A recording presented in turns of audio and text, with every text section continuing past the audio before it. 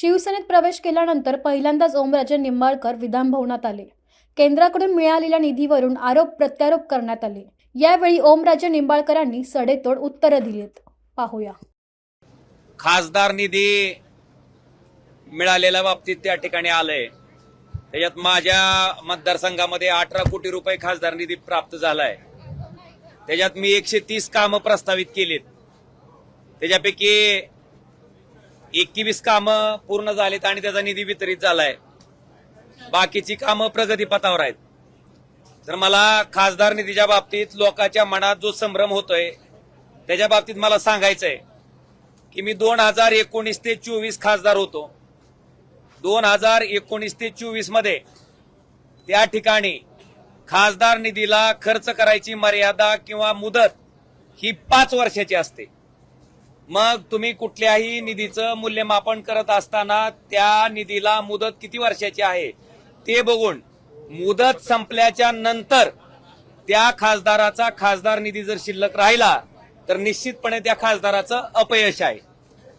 मुद्दा क्रमांक 2, 5 वर्षात ओमराजेला 19 ते 24 जो खासदार निधी मिळाला त्या खासदार निधीमधला 1 पैसाही माझा अखर्चित राहिलेला नाही. तुम्ही ही माहिती MP लॅडवरनं काढू शकता.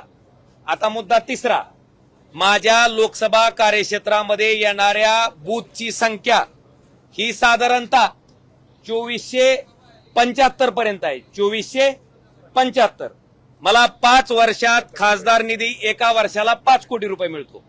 5 वर्षाचा किती झाला? 25 कोटी.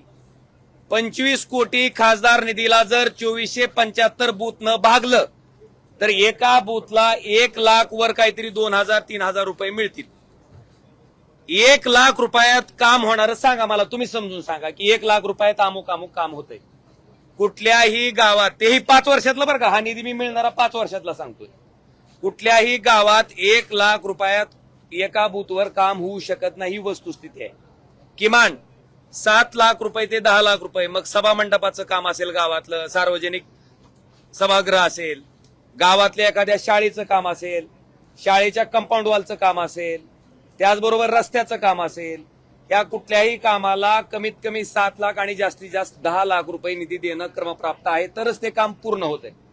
जर एका गावात 7 लाख ते 10 लाख रुपये खासदार निधी गेला तर साधारणतः जवळपास 5 ते 6 बूथ, कारण 7 बूथचे पैसे एका बूथला जाणार आहेत म्हणजे 5 ते 6 बूथ काय होणार आहेत? निधीचे राहणार आहेत. आता जी बूथ राहिलेत त्या बूथला काय वाटणार की बाबा आम्ही तर सगळ्यांनीच तुम्हाला मतदान केलं होतं पण तुम्ही निधी देताना किती बूथला दिलं? एका बूथ. तर हा जो निधी आहे तो 5 वर्षातला आहे आणि मूल्यमापन तुम्ही माझं 24 ते 29च्या टर्मचं करत असताना 2029 मार्च संपल्याच्या नंतर तुम्ही ह्याचं मूल्यमापन करावं. जर माझा खासदार निधी शिल्लक राहिला तर तुम्ही त्याच्या बाबतीत बोलावं. पण 6 ते 7 बूथ शिल्लक राहिल्याच्या नंतर त्या बूथच्या त्या गावात राहणाऱ्या लोकांना खासदारानं काय उत्तर द्यायचं हा माझा प्रश्न आहे.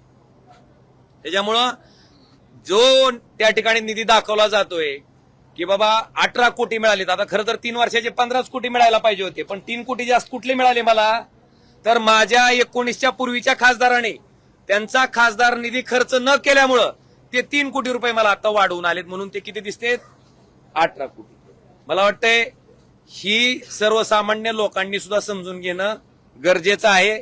आणि शेवटी आम्ही लोकप्रतिनिधी म्हणून काम करत असताना गावातल्या प्रत्येक माणसाचं अपेक्षा आमच्याकडनं असते किंवा खासदाराने आमच्या गावात कुठलं एक ना एक तरी काम करावं आणि ती त्याची मागणी ही माफक आहे ती पूर्ण केली पाहिजे. काल मला असाही प्रश्न विचारण्यात आला की ज्यावेळेस काँग्रेस राष्ट्रवादीचं सरकार होतं त्यावेळेसच्या कुठल्या आमदारांना असं म्हणलं नाही की मला विकास करायचा आहे म्हणून किंवा मला लोकांची कामं करायची म्हणून मला सत्तेत जावं लागतं.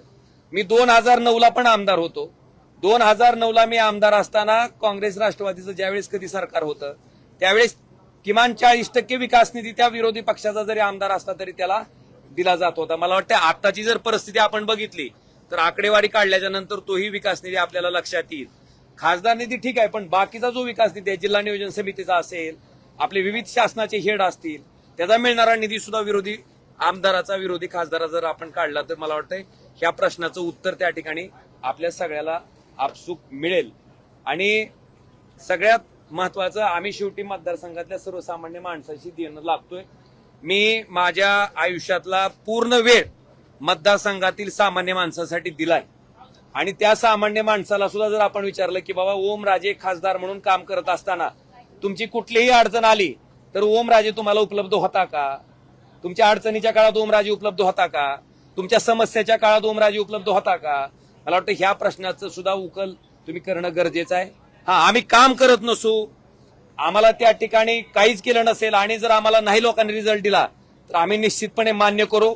मी स्थानिक स्वराज्य संस्थेचं सुद्धा बोललो. मी अजून परत त्याचं तुम्हाला परत रिपिटेशन करतो.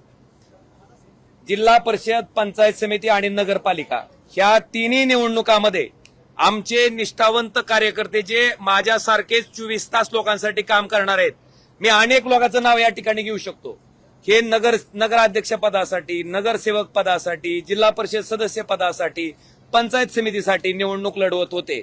असं असताना सुद्धा पूर्ण धाराशिव लोकसभा मतदारसंघामध्ये त्या ठिकाणी आमच्या सदस्यांना अतिशय दारुण पराभव स्वीकारावा लागला. मग आमची लोक त्यावेळेस निवडणूक लढवत होते, ही निष्ठावंतच होती, मशाल या चिन्हावरच निवडणूक लढवत होते.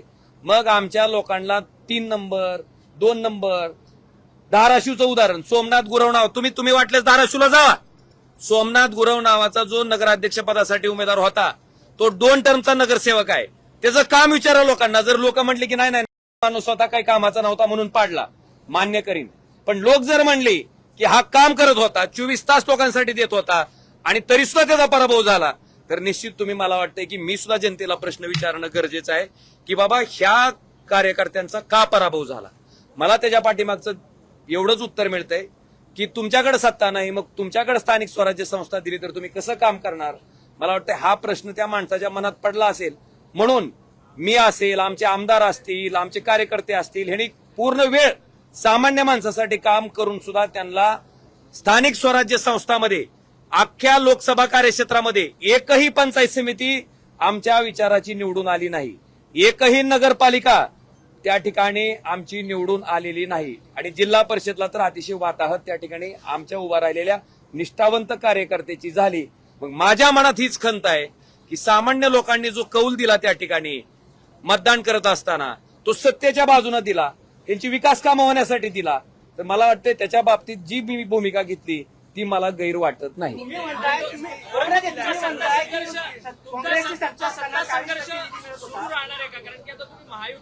माझा आयुष्यातलं राजकारणात येण्याचं कारण मी कधीही लपवून ठेवलेलं नाही, मी कधीही झाकून ठेवलेलं नाही.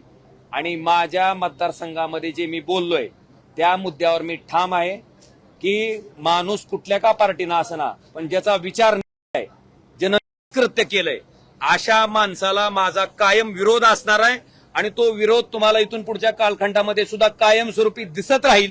मी शपथ घेऊनच उतरलो होतो की अशा लोकांचं राजकारण संपवल्याशिवाय मी शांत बसणार नाही. त्या शक्तीशी मी प्रामाणिक आहे. आपल्या माहितीसाठी ती जेव्हा भारतीय जनता पार्टीत आलं त्यावेळेस सुद्धा ओमराजे शिवसेनेत होता, पण ओमराजेनं त्याला विरोध केलाय, ही रेकॉर्डवर आहे. आणि इथून पुढच्या कालखंडामध्ये सुद्धा अशा वृत्तीच्या लोकांना विरोधच राहणार. निधीचं कारण तुम्ही सांगताय, कारणामध्ये जर एमपी लॅडचा तुम्ही उल्लेख केला, सत्ताधारी आणि विरोधक या जर निधीची तुलना केली तर साधारणपणे 13 कोटी ते 18 कोटीचा निधी आहे. तुम्ही जे कारण सांगितले की निधीच मिळत नव्हता, तर एमपी लॅड मध्ये तसं दिसत नाहीये. 6 खासदारांचा निधी साधारणपणे 13 कोटी ते 19 कोटीच्या दरम्यान आहे. त्याबद्दल तुम्ही काय सांगता? साहेब, तुम्ही कुठल्या निधीचं आकलन करताय, काय प्रश्न विचारताय मला? अरे थांबा जरा, एमपी लॅडच आहे का? जिल्हा नियोजन समितीचा निधी आहे, शासनाचे एवढे मोठे हेड आहेत त्याचा निधी आहे. फक्त एमपी लॅडच्या निधीवर काय काम होतंय तुम्हाला आताच सांगितलं ना मी. एक वॉर्डात 1 लाख रुपये मिळते, एका प्रभागात, एका वॉर्डात 1 लाख रुपयात कुठलं काम होतं सांगा ना. आणि जे सत्ताधारी तुम्ही म्हणताय ना, सत्ताधारी पक्षाचे आमदार, सत्ताधारी पक्षाचे खासदार, सत्ताधारी पक्षाचे लोकप्रतिनिधी ह्यांना मिळालेलं निधी सरकारकडनं, राज्य सरकारकडनं, केंद्र सरकारकडनं, जिल्हा नियोजन समितीमधनं ही सगळी हेडची आकडेवारी काढा आणि ह्या हेडची आकडेवारी काढून मग तुम्ही आम्हाला विचारा की बाबा तुम्हाला त्यांच्या बरोबर मिळतोय म्हणून.